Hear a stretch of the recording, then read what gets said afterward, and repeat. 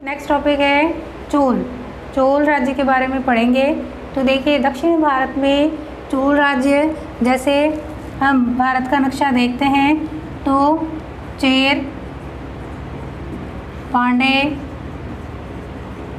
और चोल। हमने पहले पढ़ा था राष्ट्रकूट वंश। तो ये छोटे छोटे उस समय राज्य उभर कर आए थे। आज हम चोलों के बारे में पढ़ेंगे, उनकी कला, उनके समाज, उसके विस्तृत वर्णन शासकों का पढ़ेंगे। तो चोलों के बारे में जानकारी कहाँ से प्राप्त होती है?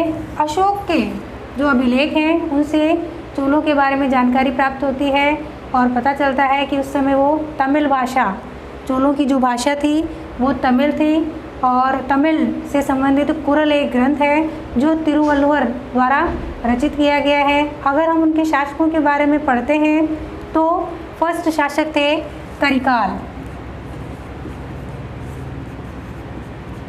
चोलों में प्रथम जो शासक हम पढ़ेंगे वो है करिकाल।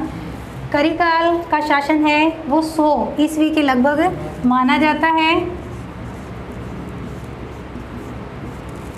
करिकाल ने कुछ जैसे वास्तविक संस्थापक न मानकर चोल साम्राज्य की, चोल वंश की स्थापना की थी।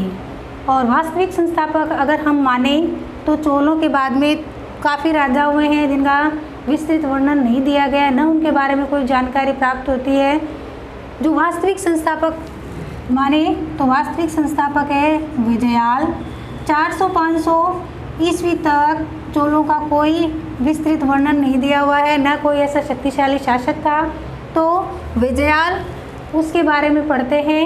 850 से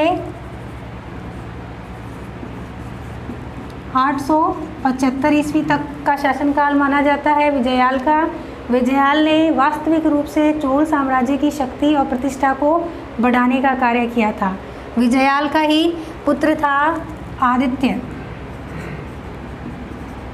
आदित्य प्रथम था। आदित्य प्रथम के समय में पल्लवों के आक्रमण हुए थे और पल्लवों के शासक को आदित्य प्रथम ने ही हराया था। लेकिन आदित्य प्रथम का जो पुत्र था परांतक प्रथम,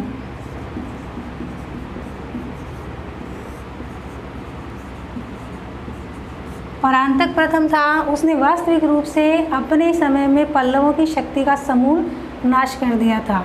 तो इन शासकों का विस्तृत वर्णन नहीं दिया हुआ है, केवल इतनी जानकारी है। अगर हम जानकारी प्राप्त करें, विस्तृत रूप से वर्णन पढ़ें, तो इसमें सबसे शक्तिशाली शासक था आपके राजराज प्रथम।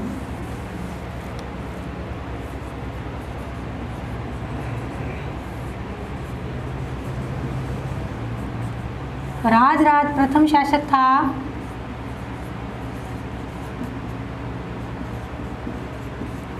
इसने सबसे ज़्यादा चोलों के साम्राज्य को बढ़ाया था। मद्रास, मैसूर, कुर्ग तक अपने साम्राज्य को विस्तृत किया था और इसके समय में जो शासकों के आक्रमण हैं वो भी कम हुए थे और इसने साहित्य को भी प्रोत्साहन दिया था। और इसके बाद में इसी का उत्तराधिकारी था, वो था राजेंद्र प्रथम।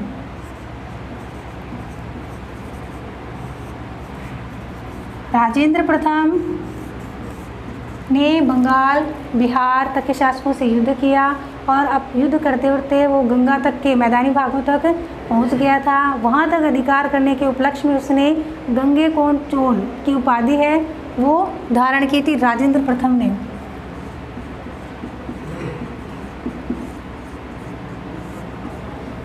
गंगेकोंड चोल की उपाधि है वो चोलों के राजेंद्र प्रथम शासक ने धारण की थी, वो भी बंगाल, बिहार और गंगा तक के क्षेत्रों पर अधिकार करने के उपलक्ष्य में। उसके बाद में राजाधिराज इसका उत्तराधिकारी था। राजाधिराज इसने भी अपने शासनकाल को आगे बढ़ाया था, लेकिन इसके समय में चालुक्यों के शासकों द्वारा इसे मौत के घाट उतार दिया गया था। इसके बाद में उत्तराधिकार के लिए चोलों में लंबे समय तक संघर्ष चलता रहा और उसके बाद में एक उत्तराधिकारी और हुआ था, वह था कुलोतुंग प्रथम।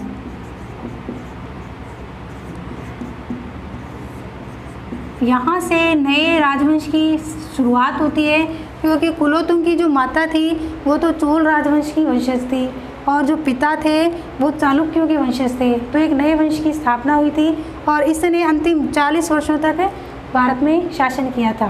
अब हम अगर चोलों की प्रशासनिक व्यवस्था का पढ़ें, यानी प्रशासन कैसा था, तो देखिए प्रशासनिक ग्राम पंचायत प्रणाली जानते हैं। ग्राम पंचायत प्रणाली के हिसाब से चोलों की शासन व्यवस्था थी।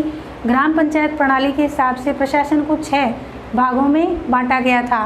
पूरे प्रशासन को, चोलों का अगर हम प्रशासन पढ़ें तो उस समय पूरे प्रशासन को 6 भागों में बांटा गया था। ग्राम पंचायत प्रणाली और 6 भागों में बांटा गया था। 6 भागों को कहते थे मंडलम। इनके छोटे छोटे उपविभाग थे जिन्हें सामूहिक रूप से कोट्टम कहा जाता था और कोट्टम के उपविभाग थे जिसे कुर्रम, ग्राम कहते थे। और कुर्रम और जो ग्राम है इनके प्रतिनिधियों का निर्वाचन है वो प्रतिवर्ष किया जाता था।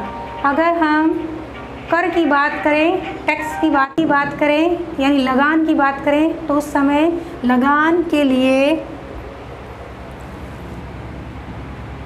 उपज का जो छठा भाग होता था वो लगान के रूप में दिया जाता था। छठा भाग लगान के रूप में, स्वर्ण के रूप में भी दे सकते थे और अनाज के रूप में भी दे सकते थे। दोनों ही रूपों में उपज का छठा भाग था वो लगान के रूप में देना पड़ता था। उपज दे दें या तो अनाज दे दें या फिर स्वर्ण मुद्राएं दे दें। उस समय जो सोने का सिक्का प्रचलित था उसका नाम था स्वर्ण मुद्रा। उसे क्या कहते थे? हम कहते हैं जैसे सोने का सिक्का, ये सोने के सिक्के का नाम होता था तो उसका नाम था कासू, जो कि सोने की माप के हिसाब से 16 अंश का होता था। चोलों के पास में खुद की नौसेना थी, जहाजी बेड़े थे और कृषि अच्छी अवस्था में थी। अगर हम उनके कला के बारे में पढ़ें तो देखिए जो शासक था आपके राजराज प्रथम, वो भगवान शिव का उपासक था और उसने ही तंजौर में बृहदेश्वर में भगवान शिव का मंदिर बनवाया था। और उसके अलावा भी चोलकालीन मंदिर हैं उस स्थापत्य की दृष्टि से उत्कृष्ट थे। और समाज का अगर हम पढ़ें तो समाज में स्त्रियों की स्थिति अच्छी थी। स्त्रियों पर, संपत्ति पर स्त्रियों का पुरुषों के समान अधिकार था। यज्ञ आदि जो भी धार्मिक कार्य होते थे उसमें भी स्त्रियां भाग लेती थी। कहीं कहीं दासियों का प्रचलन था, लेकिन हम स्त्रियों की स्थिति की बात करें तो कुल मिलाकर चोलों के काल में स्त्रियों की स्थिति अच्छी थी। अब आपके जो नेक्स्ट टॉपिक पढ़ेंगे वो आएगा आपके पल्लवों के बारे में पढ़ेंगे।